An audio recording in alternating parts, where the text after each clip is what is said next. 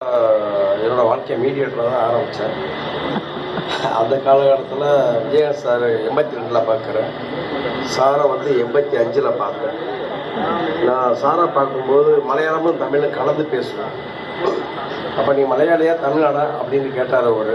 இல்லை சார் தமிழன் தான் அப்படின்னு. எங்கே இருக்கு? விஜயகாந்த் சார் கூட இருக்கு. ஆமாம் இப்போ ஏறி வரார். ஆமாம் சார் ஏறி வரார், நான் பிஸ்னஸ் பண்ணுறேன் மீடியேட்டராக. அப்படியே வளர்ந்துட்டேன் சார். அவர் எந்திரிக்கும் போது நானும் எந்திரிச்சிட்டேன். இப்போ ஒரு காலகட்டத்தில் வந்து இந்த மீடியேட்டர்னா ப்ரொடியூசர் மாதிரி கொஞ்சம் அசிங்கமாலாம் டீல் பண்ணுவாங்க. வாங்கும்போது நல்லா பேசுவாங்க, அதுக்கப்புறம் வேறு மாதிரி பேசுவாங்க. இப்போ எனக்கு 3 குழந்தையாயிடுச்சு. இப்போ அப்பா என்ன வேலை பார்க்குறாங்க அப்படின்னு கேட்டால் அவங்க நான் என்ன சொல்கிறது, ஸ்கூலில் மீடியேட்டர் சொன்னால் தெரியாது. அப்போது ஒரு டயத்தில் வந்து நம்ம வேறு ட்ராக்கை மாற்றலாம் அப்படின்னு சொல்லிட்டு நான் வந்து படம் எடுக்க போகிறேன் சார் அப்படி சவுத் சேட்டர் சொன்னேன். நீ நல்லா தானடா இருக்க, நீ ஏன் படம் எடுக்கணுங்கிற அப்படின்னு. இல்லை சார் கொஞ்சம் சேஞ்ச் பண்ணிக்கலாம், கொஞ்சம் சொத்தெல்லாம் கொஞ்சம் வாங்கிட்டேன் சார் அப்படின்னு. அப்படியே பார்த்துக்க, 3 குழந்தைங்க இருக்குது, இப்போ நாளைக்கு ஏதாவது நடுத்தருக்கு வந்துடாத படம் எடுத்து அப்படின்னு சொன்னார். இல்லை சார் நீங்கள் சொன்னால் நான் எடுக்கிறேன் சார் அப்படின்னு. சரி நீ பண்ணு அப்படின்னு சொன்னால் நான் மலையாளத்தில் வந்து ஒரு 3 பேரை சேர்த்து அந்த படம் பண்ண அந்த படம் ஹிட்டாச்சு சார். ஹிட்டான உடனே அடுத்து இவரை என்ன சொன்னார், என்னடா படம் ஹிட்டாச்சாம்ல அப்படின்னா, வந்த உடனே நீ பாரு அப்படின்னு. இந்த காலகட்டத்தில் நான் வந்து கேரளா பிஸ்னஸ் பண்ணிகிட்டு இருக்கேன். விஜய் படம் ஃபஸ்ட்டு படத்தை வந்து பண்ணிகிட்டு இருக்கேன். அப்போ கூப்பிட்டாரு, போனேன். படம் எப்படா இருக்குன்னாரு, பிரிண்டு கொண்டு வந்திருக்கேன் சார் பாருங்க அப்படின்னு. படம் பார்த்தாரு. பார்த்த உடனே படம் நல்லா இருக்கே அப்படின்னு. யாரை வச்சு எடுக்க போகிறேன்னு. சார் யாரை வச்சு எடுக்கணும்னா இன்னைக்கு இருக்கிற அன்னைக்கு இருந்த எல்லா ஹீரோவுக்கும் படத்தை போட்டால் எல்லாரும் நடிக்கிறேன்றாங்க. நான் சவுத் சேட்டர் வந்து சார் இவங்களாம் நடிக்கிறேன்றாங்க, எனக்கு பயமாக இருக்குது, நீங்கள் வேறு ஏதாவது ஹீரோ சொல்லுங்கள் சார். அவர் சொன்னார், நீயே முடிவு பண்ணிட்டு வாடா அப்படின்னாரு. காலையில் போனேன், முரளி சார் வச்சு எடுக்கலாமா சார் அப்படின்னு.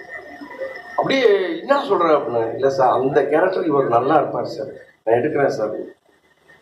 சரி உனக்கு மனசு இருந்தால் நீ எடு, நான் அவர்கிட்ட சொல்கிறேன் அப்படின்னு சொல்லி சொன்னார். எடுத்தேன். படம் ஃபினிஷ் பண்ணி 8 மாதம் தான் ரிலீஸ் ஆகலை. நான் இவர்கிட்ட வாங்கின படத்தை திருப்பி கொடுக்க முடியலை. இவர் என்னை வந்து கேட்கவே இல்லை ஒரு வாரத்தை கூட. என்னடா ஆச்சு, எல்லாம் பார்த்துட்டு வேணான்னு சொல்கிறாங்க சார். சரி என்ன தான் பண்ண போகிறேன், நீங்கள் சொன்னால் நான் ரிலீஸ் பண்ணுறேன் சார். ரிலீஸ் பண்ணேன். நம்ம முரளி சார் வந்து எனக்கு தெரியாத ஒரு பிஸ்னஸ் ஒரு பெரிய பேமெண்ட்டுக்கு விற்று கொடுத்தாரு. அது விற்று கொடுத்தா சொன்னேன், இந்த பேமெண்ட் வந்து சன் டிவியில் இருக்குது சார், அதை நீங்கள் வாங்கிக்கோங்க சார் அப்படின்னு. சரி பரவாயில்ல, அப்போ படத்தை ரிலீஸ் பண்ணுவேன். நான் கொடுக்குற பணத்தை கொடுக்கல, நான் ஒரு அளவு கொடுத்துட்டு படத்தை ஓன் ரிலீஸ், எனக்கு டிஸ்ட்ரிபியூஷன் தெரியும், ரிலீஸ் பண்ணால் படம் ஹிட் ஆயிடுச்சு. படம் ஹிட் ஆகணும்னா என்னடா படம் ஹிட் ஆயிடுச்சு, ஆமாம் சார் அப்படின்னா ஒரு மாதத்தில் வந்து ஒரு பெரிய பேமெண்ட் வந்துருச்சு. பேமெண்ட் வந்தோடனே நேரம் ஓடுனே அவர்கிட்டே போனேன். விஜயகாந்தும் கேட்குறாரு, என்னடா பணம், ஆமாம் வந்து ஹிட் ஆயிடுச்சுன்னு. நான் சவுத் சேட்டை போய் பெரிய பணம் வந்தாச்சு சார், நான் என்ன சார் பண்ணட்டும். 3 குழந்தையாடா, ஆமாம் என்னடா பண்ண போகிறேன் சார், எனக்கு ஒரு ஆசை இருக்குது சார், டாக்டரு வக்கீல் ஒரு பைலட் உருவாக்கலான்னு ஆசை இருக்குது சார், அப்படியே பண்ணுறான் பார்த்துக்கலாம் அப்படின்னு. அவ்வளோ பணத்தையும் விஜயகாந்தை சொல்லி நீ ஏகப்பட்ட சொத்து வாங்க வச்சார். இன்னைக்கு அன்னைக்கு நான் லட்சாதிபதியா இருந்தனும் 1000 ஆயிருந்தனும் தெரியாது, இவங்களுக்கு செஞ்சாலும் செய்யலே எனக்கு தெரியாது.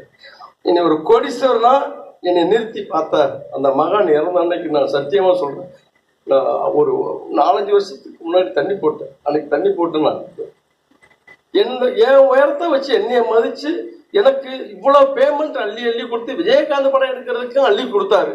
அந்த படத்துல நிறைய சந்திக்கும் போது அவர் சொன்னார், உன மனசு தள்ளுறாரா, வந்துருவாடா நீ அப்படின்னு. அதில் பட்ட கடனை வந்து அவரே எனக்கு ஒரு வழி சொல்றாரு, நீ இந்த ரூட்டை பிடிச்சி வா, நீ கடனெல்லாம் அடைச்சி வெளியே ஓடியா வந்துருவா அப்படின்னாரு. அவர் தான் அந்த ரூட்டையும் பிடிச்சி கொடுத்தாரு. அப்போ அந்த